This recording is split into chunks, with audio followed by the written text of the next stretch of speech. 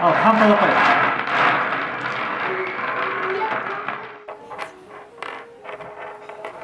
Асық ойнаған азар, доп ойнаған тозар. Бәрінен де құйрық жеп, қозы баққан озар деген мағынасы қисықтау мәтелді осы кеңес заманында біздің санамызға сіңіріп келгені баршаңызға аян. Жалпы асықтың қадірін алаш баласынан артық білген ешкім жоқ. Осы асықты ойнау арқылы, асықты жаңағы жинау арқылы қазақтың баласы көп деген дүниедегі тәлім тәрбиені алған.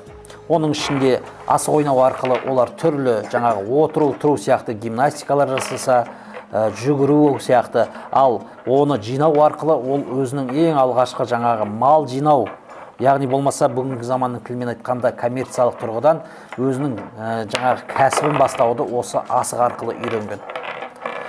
Енді бүгінгі заманда 21 ғасырда бұл асықты жалпы ойнап жүрген баланы некен саяқ көреміз. Қалалық жерде тіпті мүлдем көрмейміз десек те болады. Қалалық жерде асығы бар балалардың өзі бұны тек дорбаларында, ойыншықтардың арасында сақтап жүреді. Ал енді осы асықтарды бүгінгі таңда осы балаларға тәрбие құралы етіп көрсетіп жүрген Алматы қаласы Жетісу ауданында орналасқан нөмірі 51-ші балабақшаның жұмысымен танысу үшін біз осы балабақшаға қонаққа келдік. Мектепке дейінгі мекемеде де қазір көп нәрсе бар. Ата-ананың талабы бойынша бар. Біздің мемлекетіміздің білім беру стандарты бойынша мектепке дейінгі мекемелер қандай әдістемелер қолдану керек, типтік бағдарлама бар. Сонымен қатар бала даму үшін қосымша баланың жаңағы ойлау қабілетін, зейінін, физиологиялық жан-жақты даму үшін әртүрлі методиканы қолданады. Енді сайып келгенде біздің қазақтың бала тәрбиесіне үлкен мән берген.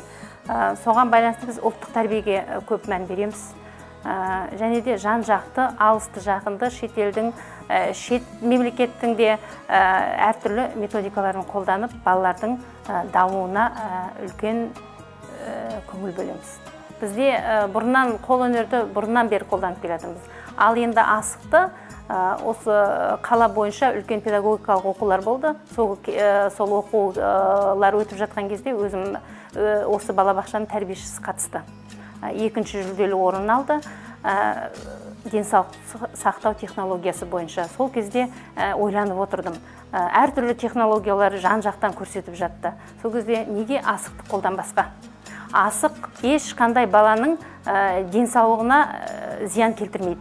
Өйткені жан-жағының бәрі дұғал, бәрі жұмыр.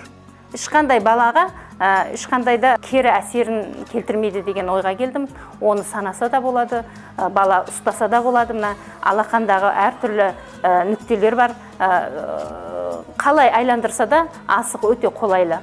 Бұрын қазақ еліміз жаңағы асықты тек ойын құралы ретінде қолданған. Енді мен бұл асықты оқу, дамыту құралы ретінде жан-жақты баланы мектепке дайындап, және физиологиялық, психологиялық жағынан қолдануға болады деп өзім көп ойланып осын шештім. Тек қана оны бір ойдан шеше салмайсың. Әрине ұлттық библиотекаға бардым, оқыдым, зерттедім өз деңгейімде. Содан осы асық технологиясын оқу тәрбиесіне кірістірдік. Жеке еңбек деп айтуға әрине келмейді. Өйткені жаңағы ойды, идеяны мен бердім, ұжым болып жұмыс істедік. Әрине бұл біздің ұжымда әр ұлттың өкілдері көріп отырсыздар. Әр ұлт өкілдерінен құралған. Басында кері пікірлер болды. Ол сүйек, ол растущий материал дейді. Өзі бір бөлінетін несі бар, бөлінетін бір майы бар деп, сондай да пікірлер болды, кері пікірлер. Бірақ енді ұжымды да, ата-ананың да жан-жақты дұрыс пікір қалыптастыруға мен бұны лабораторияға өткіздім. Оның сараптамасын алдым. Содан кейін олар түсінді. Бұның ешқандай да әсері жоқ екенін, жаман балаға кері әсерінің болмайтынына олардың көзі жетті. ұжым өте шығармашыл болғандықтан бірінен кейін бірі өздері ойларын мына асықтан мынандай жасауға болады екен, мына асықты жаңағы массажды қолбақ жасайық, ыңғайлы, балаларға пайдалы, физиологиялық жағынан, денсаулығын сақтау жағынан дейді.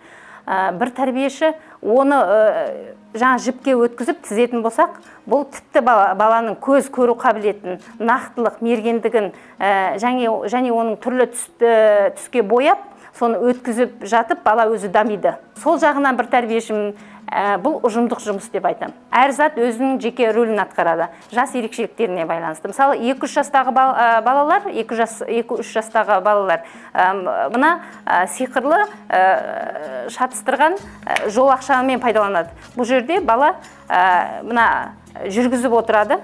Бұның да ұсақ моторикаларда дамиды.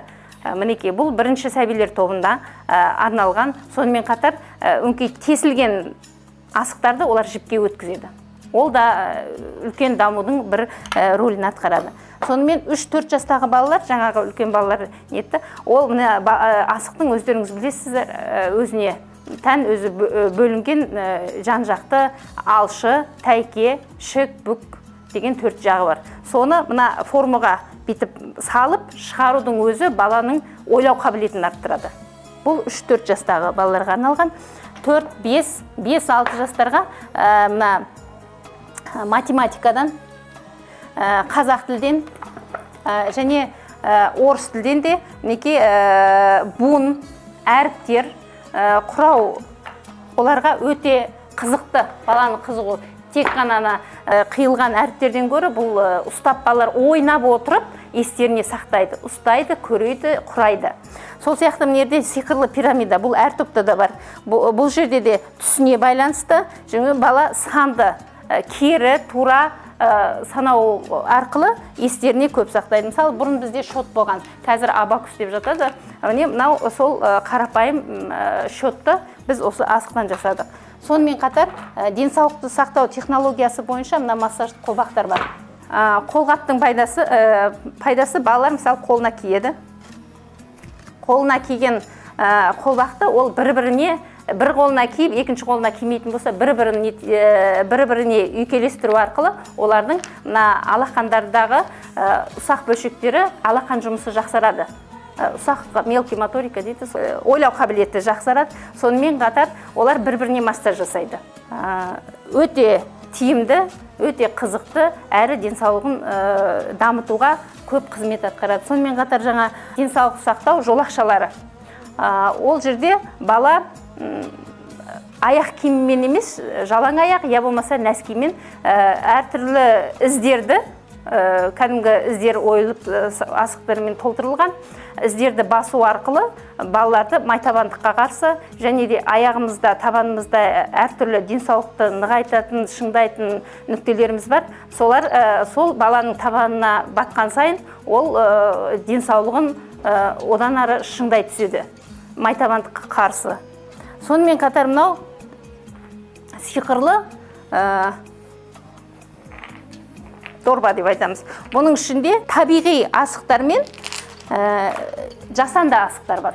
Бала ойнап отырып, мына жерде қарамайды. Ұстап отырып, табиғи асықтың қалай сипап сезу арқылы табиғи асықпен және жасанды асықтың сипап сезу арқылы көрмей табады. Бұл да баланың өзі ерекше бір дамуына әсерін тигізеді. Бұл да бірінші, екінші сәбилерге арналған сиқырлы қорап деп айтамыз.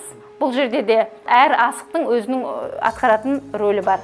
Сонымен қатар бізде музыкалық аспаптар бар. Оның өзінің дыбыс шығаруы ерекше. Музыкалық аспаптар бар. Осы асықтан жинақталған әртүрлі ұрмалы аспаптар бар, үрленбелі аспаптар бар. Сонымен қатар жаңағы айтып өтетін металлофонды айтатын болсақ, жаңағы заводта жасалған дайын металлофонның дыбыс шығаруы ерекше де, ал асықпен ұрғылаған кезде оның шығаратын дыбысы ерекше. Бір сондай тұнық, табиғи дауыс шығарады. Заводтан жасалған, ал мына біздің асықпен қарапайым табиғи асық. Енді біз осы асықпен қолданып жүргенімізге өте қуаныштымыз. ата-аналарымыз да риза.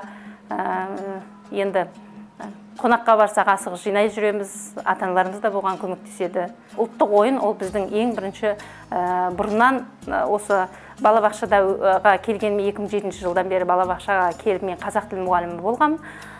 Сол кезден бастап біз ұлттық ойынның әртүрлін ойнаймыз. Ұлттық асықпен әртүрлі ойындарды біздің жаңа өзге ұлт балалары шырқатып тұрып ойнайды.